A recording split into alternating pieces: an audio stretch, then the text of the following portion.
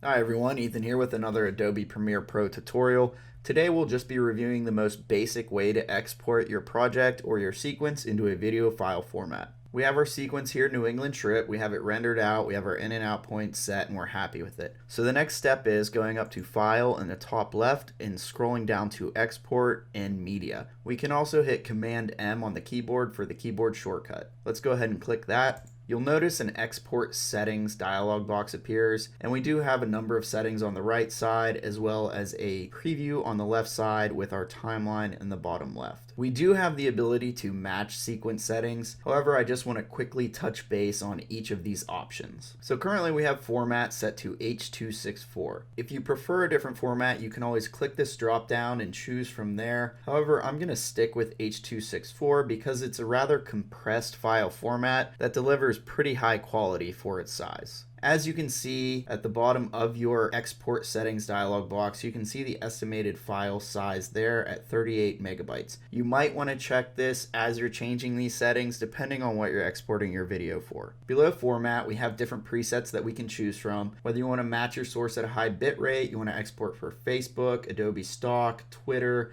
Vimeo, YouTube, etc. However, for right now, I'm going to keep that matching the source at high bitrate. You do have the ability to leave comments with this video. However, I don't need to leave any comments because I'm just exporting it for personal use, so I'm gonna leave this blank. You'll notice output name is highlighted in blue. If you click this, it's gonna be the name of your current sequence, and then it's gonna give you the option of where you want to export your video file to. I'm gonna keep my video file exporting to the desktop, and I'm gonna keep the name the same as the sequence, New England trip. Then I'm going to hit save. Beyond that, we have the option to export only video or only audio or both. I'm going to keep both of these boxes checked because I would like to export the video as well as the audio from my sequence. If you want to review your settings in the output file, you have this option here as well as matching it up to the source file. So we can see where it's going to be exported to in the name of the file. We can see that it's going to export at 1920 by 1080 and at 59.94 frames per second. You can also see that it's a progressive export and a lot of other options here. Once you're happy with all of your output settings, you can move on from the summary. Below that, we do have other settings that we can check. However, I'm going to save these for a later tutorial because as long as you're happy with your output settings here, you should be fine for this basic export. Moving on, we have use maximum render quality. Typically, you're only going to use this if you're exporting in 4K or higher. You can use the previews if you already have your sequence rendered out. We're not going to be importing into any project. We're just exporting for an H.264 video file format. And we didn't use any proxies to edit this video. We're just going to be using the original video files that we use to edit into our sequence. We have no transparency within this project, so we are not going to need to render alpha channel only. And we've already set our in and out points for the sequence, so we don't have to do a start time code or a custom start time code. You'll typically want to change the time interpolation if you did slow clips down or speed them up. You might want to try out frame blending or optical flow just to see how it works. However, I'm going to keep frame sampling because I didn't change the speed to any of my video clips.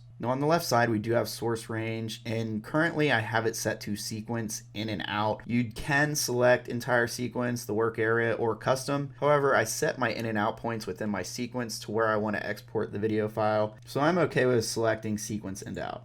So if you've checked through all your settings and you're happy with them, the next thing you're going to do is just hit export. And once Premiere is done exporting, it'll let you know that it's finished. We can always navigate to where we exported that video file, which is going to be at the desktop, and you'll see New England trip there as we exported it.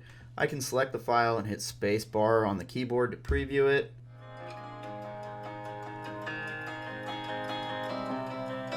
And that concludes today's basic tutorial on exporting in Adobe Premiere Pro. If you have any questions, please leave them in the comments, and if you enjoyed today's tutorial, please subscribe and check back for more tutorials. And as always, have a great day.